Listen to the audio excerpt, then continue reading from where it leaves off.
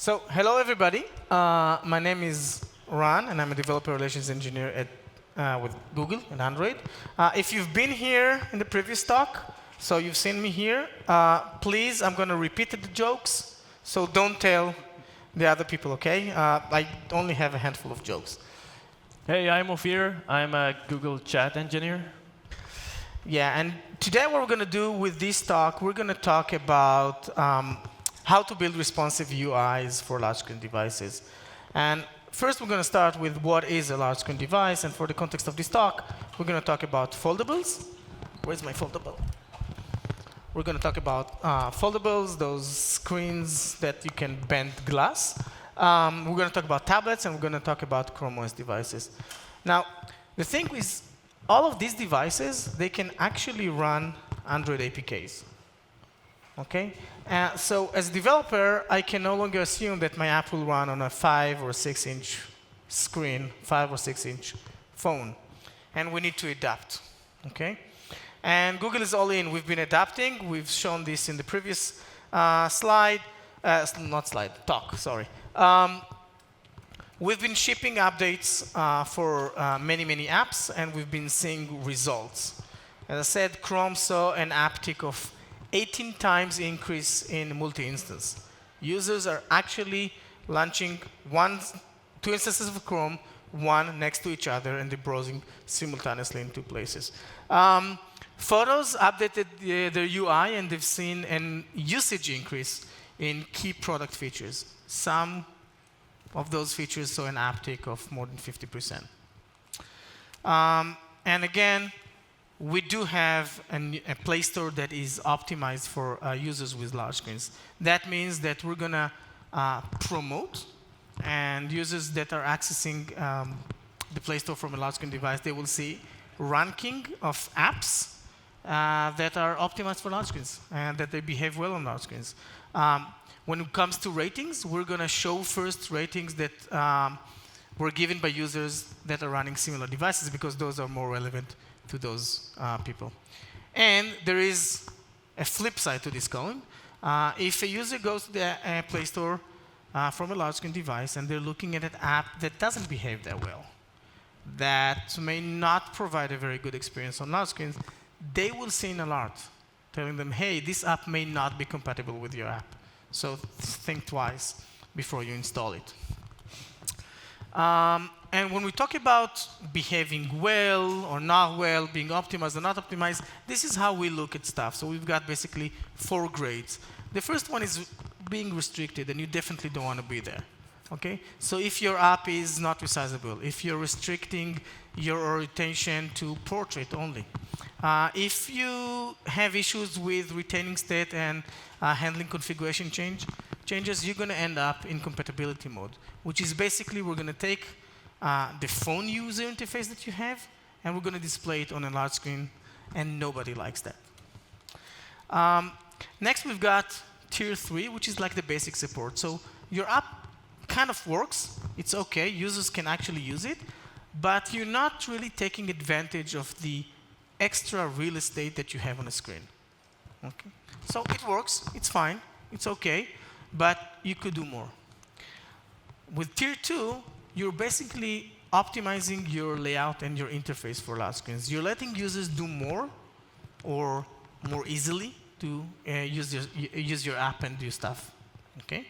And tier 1 is taking it to the next level. As we've seen, tabletops, drag and drop, cool stuff that are not possible on phones. For the context of this talk, we're going to focus on what does it mean to optimize your app and layouts to large screens. So optimizing your layout. There are tons of different devices out there, and ton of different configurations. As a designer and as a developer, how do I know which I should support? And how do I know what's my target? Am I building against a moving target? How many DPs and what to do? It could be pretty frightening and confusing. So we try to simplify it. And the way we think in buckets. Compact, medium, and expanded. And we think in those buckets for width. So if I'm up to 600 dips in width, I'm in compact. screen, which is basically a phone. Okay, 600 to 840, we're treating this as medium. These would be foldables, small tablets, and 840 and above will be expanded. And we have similar thing for 8. Okay, now again, this could be confusing and overwhelming a little bit. And to make it easier for you to actually test and plan and see how layouts look on different devices, we've introduced in Android Studio, we've introduced those reference devices, which basically got you covered with all configurations. So this is what all you need to think of, those little 4 screens. Before we dive into how we compose our layout, I want to say one word about navigation. So this is Google Photos on phone, and this is Google Photos on a medium device. By the way, that's my family back there, so please, you can appreciate how good they're good looking and happy and all that stuff. Never mind. I have to use real-world examples, right? So one thing that we can look when we look at how Google Photos optimized, it's very clear that they've taken the navigation interface and moved it from a bottom navigation bar to a nav rail that stands on the left. And the reason is that when I'm using a phone, it's very easy for me to reach with my thumb to the bottom area and navigate between the top level hierarchies of the app, right?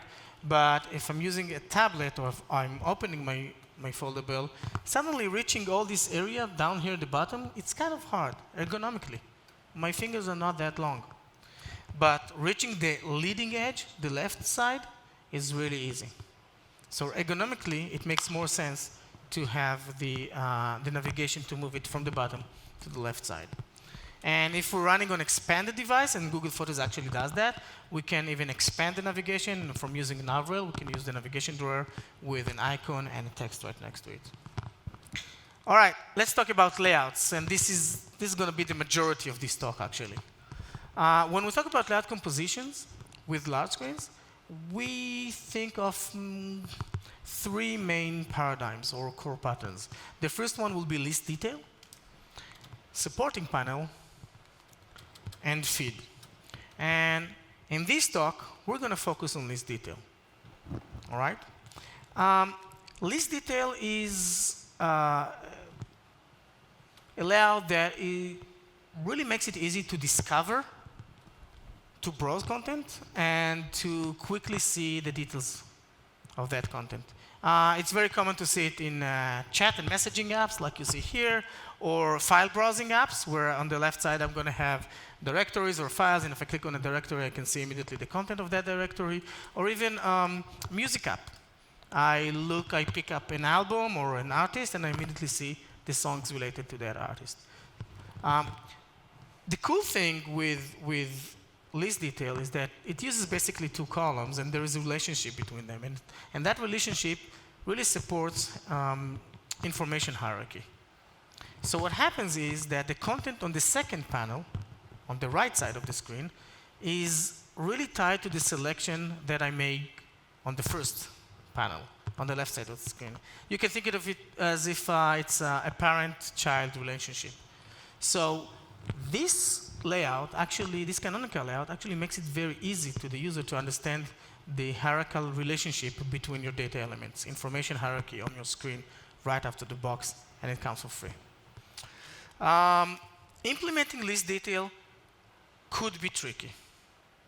And it could be tricky because you need to do completely different things based on what you have right now.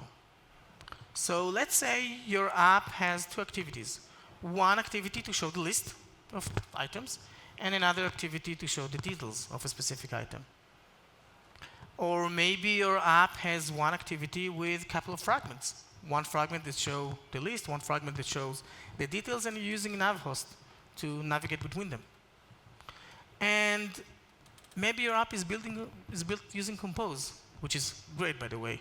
But then you don't have fragments, you don't have views, you need to do completely different stuff. You don't have XML qualifiers. The good news here is that no matter how your app is built, we've got an API or library that will make your life easy. So let's try uncovering some of those. The first thing that I want to talk about is activity embedding. So activity embedding is basically an API introduced in 12L, but it's backward compatible. It doesn't, you can use it, and no matter how old the operating system the user is running, we're good. Activity embedding basically takes two activities, and for the first time in the history of Android, displays them side by side. Two activities at the same time. Yeah, exciting, I know. But this is what makes activity embedding so great and my go-to solution if I want to implement list detail and I have multiple activities in my app. All right? So let's understand how that works, because it's completely new field for us as Android developers. We've never had multiple activities from our app being displayed on the screen. So activity embedding supports small and large screens. This is cool, meaning that based on the configuration that we give and based on the available screen space that the device has, activity embedding will decide, hey, do I have enough room to display both activities side by side? If yes, great, we're going to display them side by side. If no, we're going to display just one. And as a developer, I don't need to worry about that logic. I don't need to have a branch in my code. Is tablet? Then show two things. If not, then show one, and then maintain all those branches. Okay? Activity embedding doesn't change the fundamental way activities work on Android. This is why I love it so much. Under the hood, what happens, it's basically activity embedding creates two activity stacks, or two backstacks, if you will. Okay? Primary and secondary. And the secondary one is always considered to be on top of the primary one. So if we have room, we're going to display them both side by side, but if not, we're going to display them one on top of the other, and the user will see the secondary one, which is basically the details. And it can be tricky. So let's take a look at this example. Let's say I have my list activity and my details activity, and it's great, and the user clicks on a button in the details activity, and the action of that button is actually launching a new activity, a sub-detail activity. What will happen is that activity embedding will automatically launch that new activity using the same bounds of the stack that it belongs to.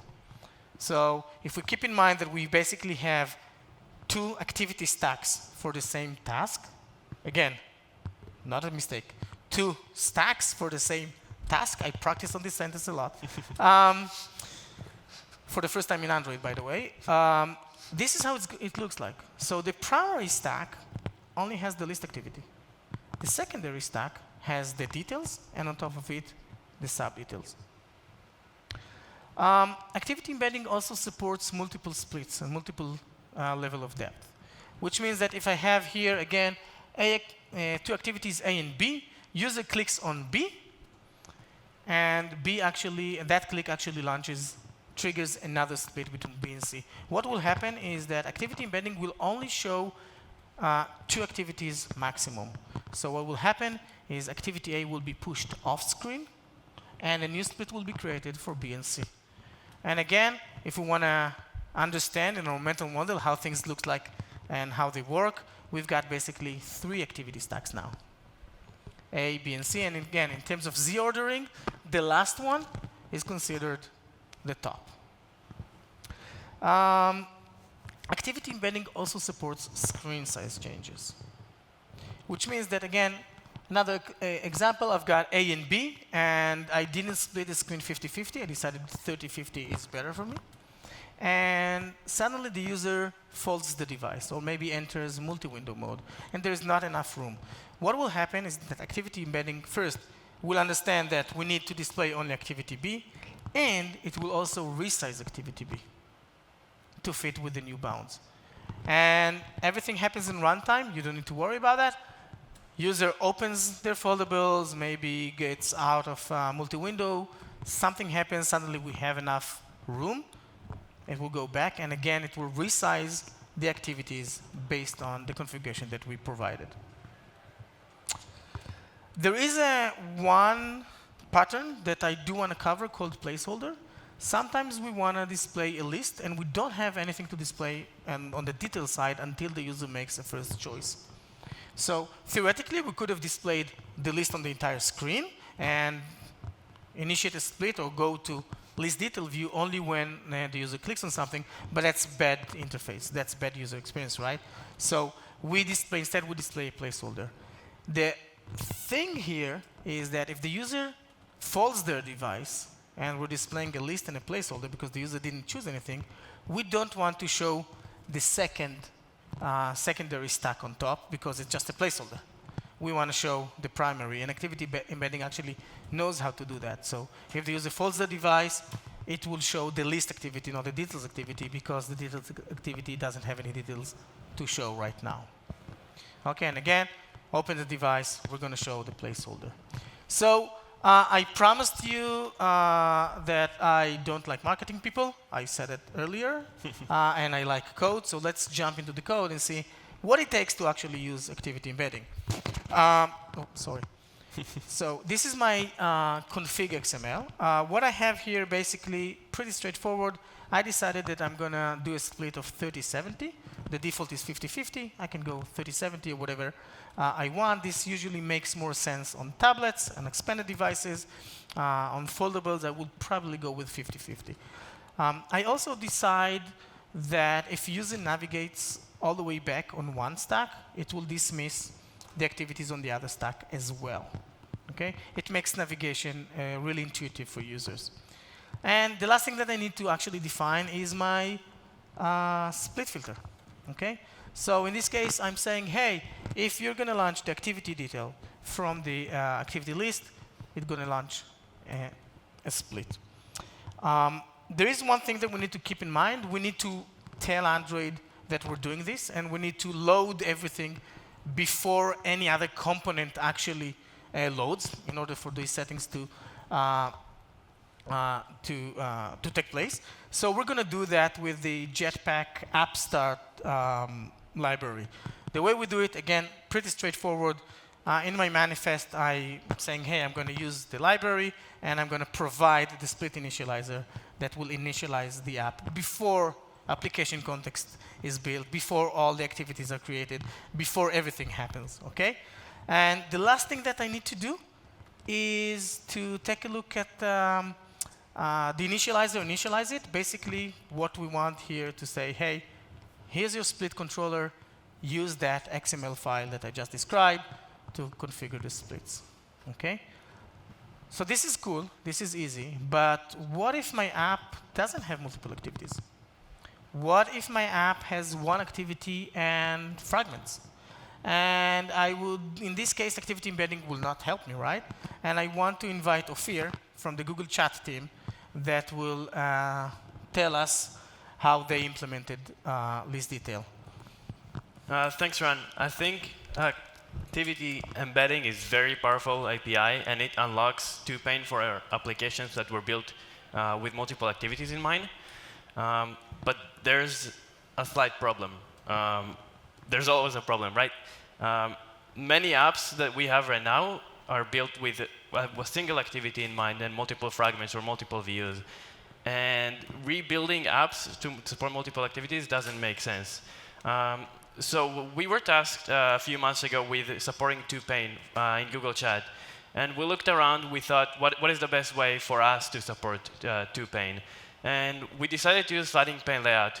And today I want to talk to you about why we decided to use sliding pane layout and give you some insight into our migration of an app that's built with a single activity and multiple fragments.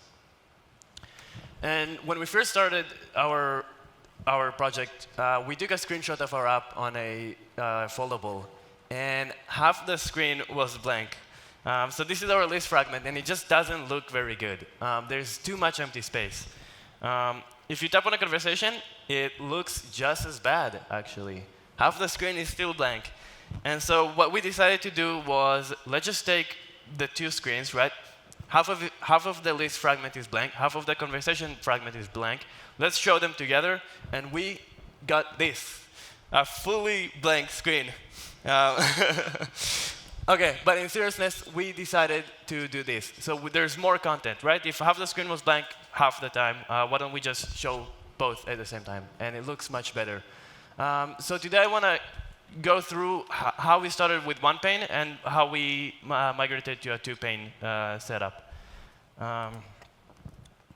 So let's first start by looking at the code. This was our previous layout before we actually changed to two-pane. And the key was that we had a fragment container that was full screen. And we're using a Jetpack navigation component in chat, but this talk is also if you're just using regular fragment transactions. Jetpack navigation just makes it really easy to interact with fragment transactions. It's kind of like an abstraction layer on top, and it takes care of things like notifications and deep links. But if your app is using fragment transactions, the same thing applies. So we have our nav graph, and list fragment is our starting destination. That's what's shown when you first open the app. And you have a conversation fragment that's shown whenever a user taps on a conversation. If we look at the fragment stack, this is what happens when you open the app, right? The list fragment is shown full screen. If you call navcontroller.navigate, that's what happens when a user taps on a conversation. Basically, we show the conversation, right? So list to conversation. The bundle just contains things like the conversation ID. And then it shows. OK, so this is probably very similar to your app. And this is where we started. And then we're like, OK, so we have this one pane. How do we start thinking about two pane? And it seems like such a big problem. Like, where do you even start? Like, I'm just thinking every time, like, the entire screen is like one fragment. How do I start thinking two fragments? So maybe you're like, OK, let's start with the layouts. Maybe I'll just do one pane layout and two pane layout, and then have like this differentiated experience like this. And then you're like, OK, but how do I like switch between those two layouts? What if it's like a foldable, and you start with one pane, and then I expand the foldable, and now I need to show two pane? How do I like do I start calculating the width? Do I start looking whether it's 600dp or greater or less? And the biggest thing we saw, and that's what held us back from implementing two pane for all this time, is we looked around to see what other apps are doing in order to implement two pane, and a lot of them were like diverging their code base. Like it looked like it was wrecking their code base. So we saw apps that would create two different APKs, one for tablets and one for phones. But that wouldn't work for foldables, where you have to dynamically change the configuration. We saw things both internally and externally where people use different fragments for tablets and phones. We saw different like layouts, different presenters and controllers, and it was diverging the code base. And that leads to a lot of problems. For example, UI consistency. You want change on one fragment to take effect both on phones and on tablets. You don't want to like make one change and have to make the same one for tablets. And then API consistency is another big thing. As for developers, we don't really want to care whether the app right now is a phone or a tablet, and start diverging like all our code path. We want to have a consistent experience, as in I call like list navigation to a conversation, and it takes effect regardless of the form factor. And the last thing is maintenance. If we're going to build something, do we have to maintain it? Like, how much effort are we going to put even after we launch just to make sure it works on the latest devices? So after looking around and seeing what other apps are doing, and looking maybe there's a library that can help us and take care of a lot of these things, we found sliding pane layout. And sliding pane layout makes it really easy to support two pane when you have fragments or views. The first thing it does is it automatically adapts between one and two pane depending on the width of the screen. If there's enough space, it will show two pane. If there's not, it will show one pane. The way it works is it shows two views side by side, and then they will overlap on a phone when there's not enough space. The key is that even though it shows views are much more powerful than you might realize, because views are actually showing fragments. That's how we do fragment transactions, right? We like usually have a frame layout, and we just put the fragment inside it. And so sliding pane layout allows you to have like much more sophisticated designs where you have like multiple pack stacks. And I think the most important part for sliding pane layout is that the navigation model is the same regardless of the phone, whether it's a phone or if it's a tablet. For you as a developer, the same call, the same APIs will work regardless of the device. So let's see how we implement or integrate sliding pane layout into our layout. So the only thing we did now was just replace the fragment container with the sliding pane layout. So this is very easy. And then the sliding pane layout, so this is like expanding on it. You need to have two children. The first child is the list container. This will count the list pane, and it will be shown on the left side of the screen. Notice the 300 dp, and I'll get back to this in a second. The second child is the detail container. That's shown on the right side of the screen. Again, 300 dp. So if you listened before to what Ron said, 600 dp is like the medium bucket. And this is what we're targeting. And so by doing 300 dp and 300 dp, this is going to be targeting those medium bucket, so like foldables and maybe small tablets. And this will make sure the panes are 50-50. The other thing to understand is that the two panes are independent of each other. So they each have their own backstack, which means that we have to make sure we separate our navigation story. So the list nav graph will just have the list fragment as a starting destination. Now this is exactly the same if you have fragment transactions. The detail nav graph will have an empty state fragment as the starting destination. So this is a new fragment we create just as a placeholder on the detail pane. And then the conversation fragment, you'll navigate to it from the empty state rather than the list fragment. So if you're using fragment transactions and not Jetpack navigation, the thing to remember is do not navigate directly from list fragment to the conversation fragment. You navigate only inside your pane. So it will be from empty state to conversation. And let me show you how it works, because this is a little bit confusing. So this is our app now with two pane and sliding pane layout. And you see the two stacks, right? So there's the list pane stack, which has the list fragment as the starting destination, and the detail pane with the empty state fragment as the starting destination. Now, to navigate, now we have two nav controllers. We have a nav controller per pane. And if you have fragment transactions, you're just going to use the fragment manager of the pane that you want to navigate in. And so instead of doing list to conversation, now you do empty state to conversation. The bundle, again, contains the conversation ID. And this will show the conversation. There's one more thing you have to do with sliding pane layout. You have to call sliding pane layout.open. Now, in tablets like this, when 2pane is showing, or if it's a foldable that's expanded, it doesn't look like it's doing anything. But when we look at phones, then you will see. So on phones, the same layout, no code changes. It's the same thing. It's still backed by two stacks. So the difference between before is that before you'd have one stack for like phones. Now you still have the two stacks. So it's the same thing as a tablet or like that's in 2pane. And then if you call the same navigation call, right? So empty state to conversation, nothing happens. And the reason being, sliding pane layout was not opened. And so you are changing the detail stack, but it's not actually showing because there's not enough space to show it. And this is why sliding pane layout.open is so important. Because whenever there's not enough space to show the 2pane, you have to let sliding pane layout know, OK, now detail pane should be extended. And once you do that, then the conversation will show. This is very important for continuity on foldables, because after you call open, and now the detail pane is shown, whenever you expand the foldable, it will know, OK, 2pane is showing, and to show the two conversations side by side. And then if you collapse it, it will not remember, OK, detail pane was shown, and so expand it. The final few words I want to say is that even though you have your navigation story, there's a little bit more work you can do in order to have like a really good and polished experience. So even though we showed 2pane, like side by side, this is how we started, and half the screen was still blank. And so I would encourage you to like add an empty state to the detail pane, and so it looks like there's more content. It doesn't look like half the screen is blank. Don't make it too distracting, but just something to let the user know that, hey, the focus should be on the list pane.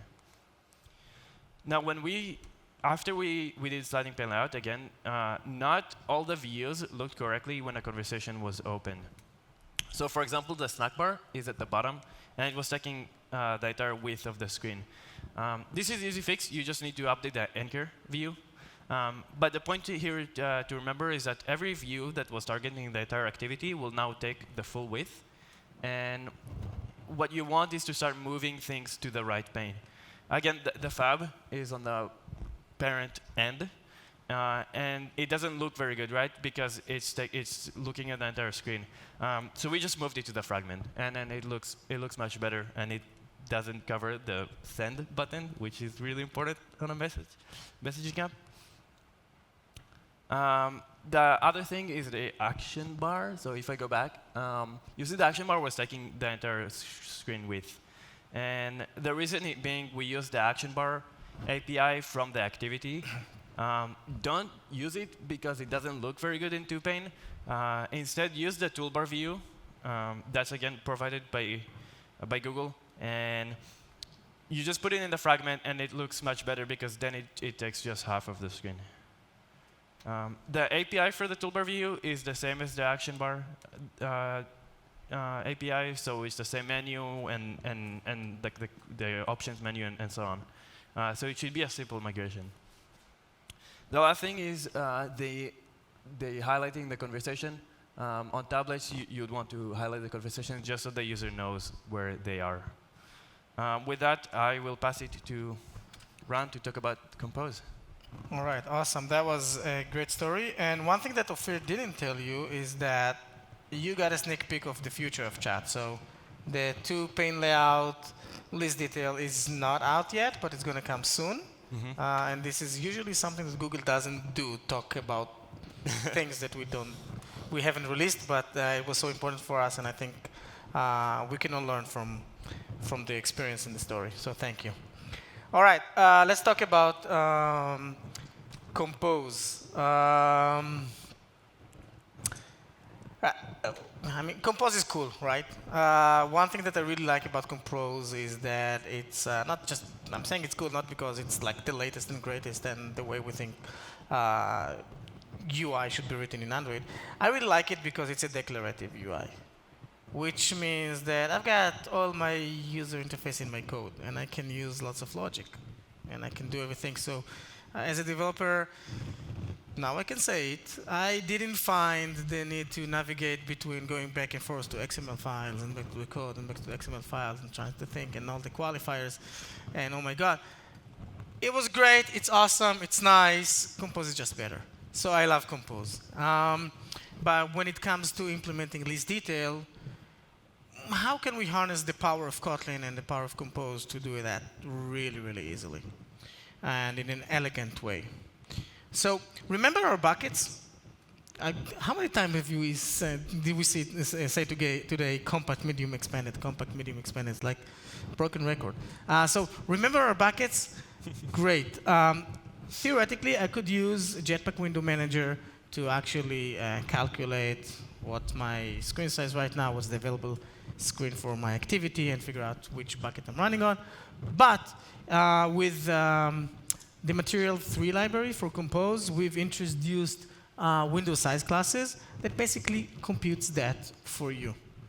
And a cool thing is that it does that in runtime, and it does that automatically when you go through recomposition. So if I want to implement a list detail, this is basically how my composable will look like. I'm going to get window size class object and display feature object. I'm going to talk about this display feature object in a second. And my logic is pretty straightforward. I can query and check, hey, what's my width size class? And here is the entire logic. Ofir spent here like 15 minutes explaining about the logic. We've got it here with Compose in 1, 2, 3, 4, 5 lines of code.